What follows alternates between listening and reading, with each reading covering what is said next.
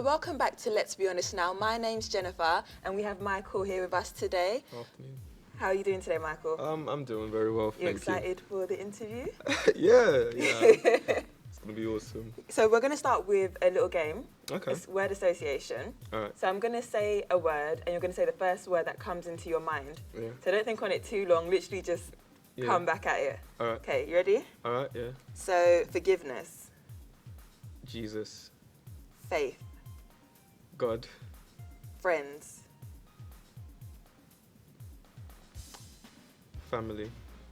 identity, Father. eternity, Intimacy. character, Manhood. purpose, God. endurance, Trials and tribulations. family. Mum. You can breathe. Okay. We're done with that. Okay, so we're going to go right into the interview. We're going to ask you a few questions just to get Alright. your opinion on some things. Yeah. So we're going to go right in with a bit of a deep one. Alright. What is your greatest fear? My greatest fear, this is something I pray about almost every day. Not too sure if you'd classify it as a fear, but it kind of is.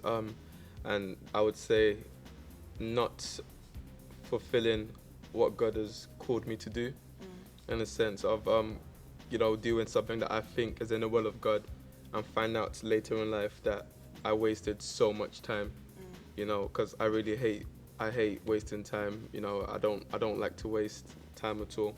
And one of my greatest fears is literally that I'll find out eventually that I thought I was doing what I was called to do, and what I thought my purpose was, and then find out eventually that I've literally been wasting my time doing something completely different. Yeah. So another question. From personal experience, what do you think you struggled with in terms of insecurities, and how have you overcome these things, and what advice would you give to people maybe struggling with the same kind of things? I had a lot of insecurities. I had insecurities in terms of my body. I also had insecurities in terms of my personality. I'm not sure which one you'd like me to talk about first. Both, if you don't mind. Okay. In terms of insecurities about my body, I think because we live in a generation where the six-pack and the big chest kind of rules, and according to psychology or whatever, I'm an ectomorph. When it comes, an ectomorph is someone who eats well, doesn't gain weight easily, or that kind of thing. So, I would look at myself in the mirror, and then I would watch TV, and I would see all these muscular bodies, the guys that girls are basically chasing after, and I would look at myself in the mirror, and I would think, am I ever gonna get married, or will anyone ever love me for my body? Is it always gonna be my personality? This is after I overcame my personality issues.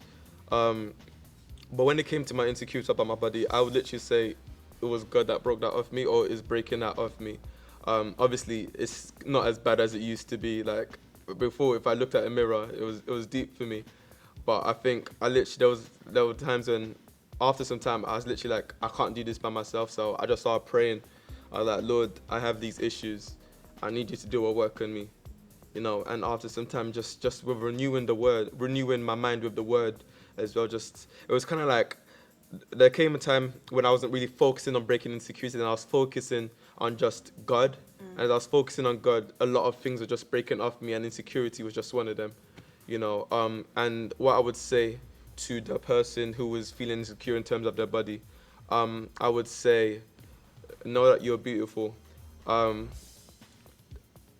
out what the Word of God has to say concerning you. And the Word of God says you are beautiful, fearfully and wonderfully made. If you feel insecure, repeat that to yourself every day. Meditate on that. Meditate on that. Let that become part of you. Know that you're a beautiful person. Each person looks different. Each person is beautiful in their own way. And just know that God does not make mistakes. When it came, my personality. It's really, I've never really talked about it before, but I used to just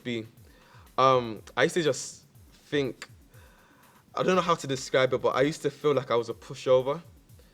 I always felt like, you know, just different things like maybe, you know, I talk too much, that's why people can take advantage of me or something, or just that kind of stuff, you know. And there would be times when, you know, I would literally just stop. I would try to change my personality, like I would try to become a more quiet person, Yeah. thinking maybe that would make me more cool or something. Maybe people would like me, but maybe I would, you know, be that kind of person, you know. But it never worked because I am who I am. I am who God has made me. You know, there is a big difference between personality and character. I believe character has to be conformed to the image, but I believe God has given each person a different personality. We are all unique in our own way, and you know, my personality. And I believe I'm bubbly, sometimes. I believe I can be quite firm, when needed. You know, and I just don't believe I should change who I am just to fit someone else's mold. You know, I can't even really remember when that insecurity kind of broke away. But I would say again, it was just me focusing on God. And after some time, I just realized, you know, I'm awesome.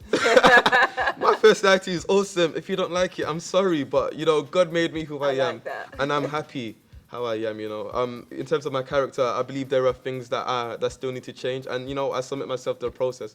God, do what you need to do. But in terms of my personality, I'm not going to be less bubbly because you don't like it. I'm not going to be less firm because you don't like it. God has made me who I am, and I'm beautiful. I like that. So you were talking about how nowadays, you know, all the guys have six packs on TV and all that stuff. How do you think like the world's perception of how a man should be is affecting Christian men nowadays? I believe it affects us in a lot of ways, or for those who will let it affect them. What do you call it? I believe it's kind of like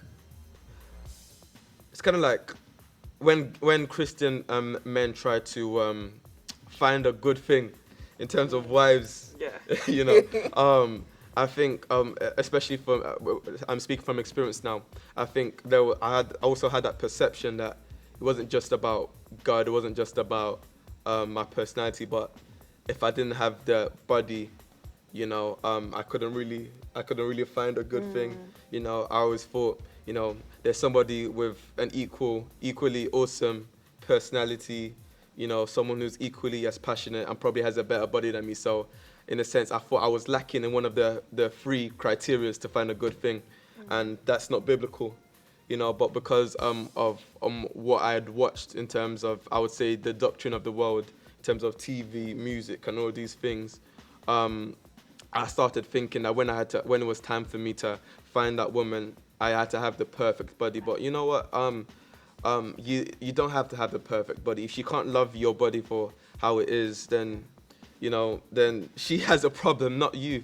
Not saying you should let yourself go or anything like that, but don't try and conform your body to what society says you should conform it to. You know, I still go to the gym and everything, but I don't do it because I want to have the six pack and the abs. I do it because I just want to be fit. You know, I just want to be healthy inside. You know, and I think a lot of guys work out. A lot of Christian men work out for the wrong reasons now. Yeah.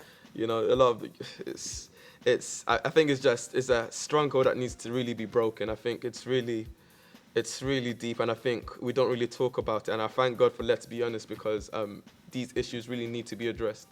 You know, yeah. Thank you for that, and thank you for joining us today. Yeah. So if you scroll through the videos, you'll see some spoken words by Michael and also some encouraging videos as well. So be sure to check that out. And thank you for joining us today. Anytime.